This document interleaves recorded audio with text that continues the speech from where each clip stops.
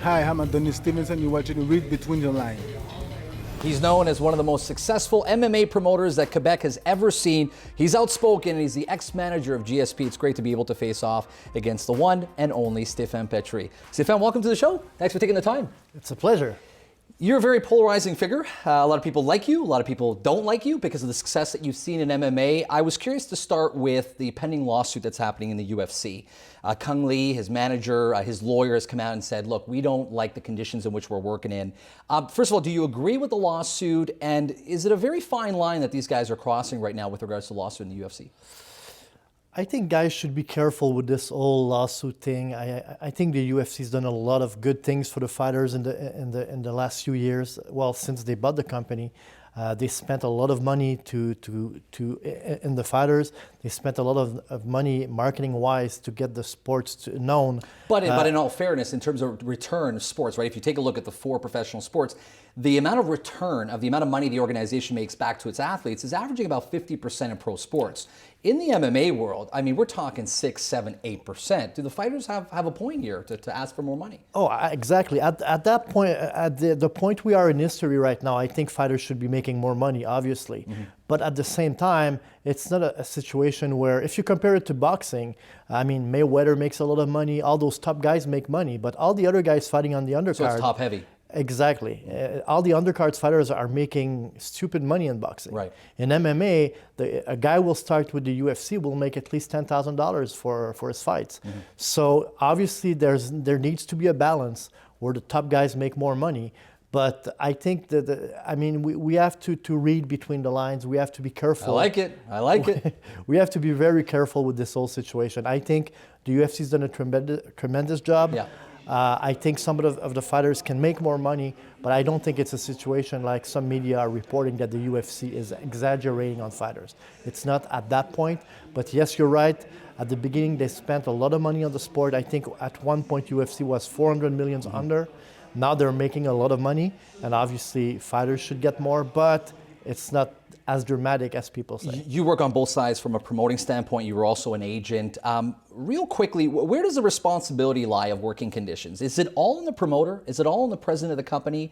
Or is it also on the agent, on the fighters to say, this is what we want to fight. This is what we're going to ask for to fight. But at the end of the day, the control also resolves in the promoter's hand as well. So where does that responsibility lie? I'll give you the best example. I'm managing fighters in the UFC right now, but they're beginning in the UFC. Mm-hmm. They're not a top star yet with the organization. Mm-hmm. So the agent can do much. It's you try to get the best deal for your fighter. You try to negotiate little things, but there's not much you can do because if you're not going to go in the UFC, where are you going to go? Right. But when you're managing a guy like GSP, back when I was managing GSP, I got George's first $1 million contract.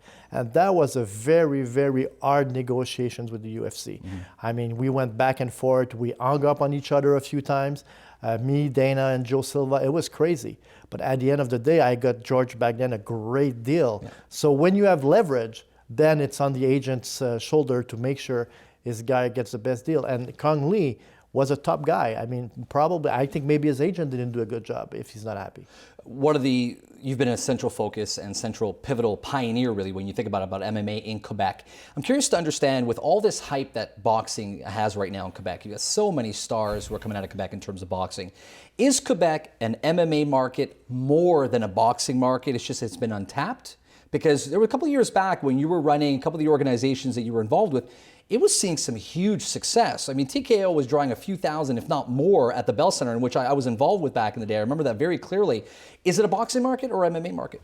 I think it's not a boxing market and it's not an MMA market. I think Montreal is an event market. If you bring in Montreal a big event, a big fight, a big names on a card, whether it's MMA or boxing, you're going to get people. Back in the days with TKO, we were getting 8,000-9,000 people. Yeah. I remember one night we took a former hockey enforcer, Steve Bosse, we put him against Icho Larenas, who was a champion here, and we got 9,000 people. Yeah. So I don't think it's a question of the sport. It's mostly a question of who's fighting on the card. And the big problem with MMA right now in Quebec is that before you get champions like they have in boxing, I mean, you need to build a Boutte, you need to build a Stevenson or a Pascal, And that all these happens locally guys as well. So here in Montreal, a guy will, after 4 or 5 fights, will want to go into to the UFC. Can you imagine back in the days with TKO if I would have said no to the UFC and kept St-Pierre, Hominick, Stout, Loiseau, and all these guys there? I mean, we would be the one getting 20,000 people at the Bell Center under the TKO or whatever banner. So, you know, it's going to be very hard for MMA in Quebec because by the time you build a star and you're able somehow, let's say you're able somehow to keep him in Montreal. The problem is also that you have MMA on TV every 2 or 3 times a week. Right. You have the UFC reality show. Fight night. You have a UFC every weekend. You have Bellator once a week. I mean, it's crazy. Back in the days, there was no MMA on TV. There was, I mean, TKO. We had when there was a TKO event at the Bell Center, it was something special. You know. Now it's not special anymore. It's on TV 3 times a week. You know, after I stopped with TKO, took a break for about 2 years. I came back with Instinct. We had a great first show. We had 5,000 people, but we spent a lot of money on the marketing and advertising. Sometimes we overspent on that, but it was the first show. We wanted to get the name out there. And then after that, when we came back to normal marketing budgets, we went down from 5,000 people to 1,000 people. Right before we let you go, I want to have a little bit of fun with you as we get into our rapid fire segment. I'll throw a couple of questions your way. You let me know the first thing that comes to mind. You ready to go? I'm ready to go. All right. So which 2 fighters in their prime at a catch weight would you have liked to see fight? Anderson Silva, George St-Pierre. Is the UFC monopoly good for MMA worldwide? No. Will CM Punk make any splash in the UFC? He's going to get squashed. If there was one rule that you'd like removed or implemented, which one would it be? No rounds. How many seconds do I last against you in the octagon? 2 minutes. Will GSP come back? You will for 1 fight. And last but not least, pick one athlete from either today or the past that you would want to sit down with, have a nice supper with. Vitor Belfort. Pleasure doing this, and thanks for taking the time. It was a pleasure. Hopefully we'll have you back. Thank you. Stay with us. My rant is up next. You don't want to miss it.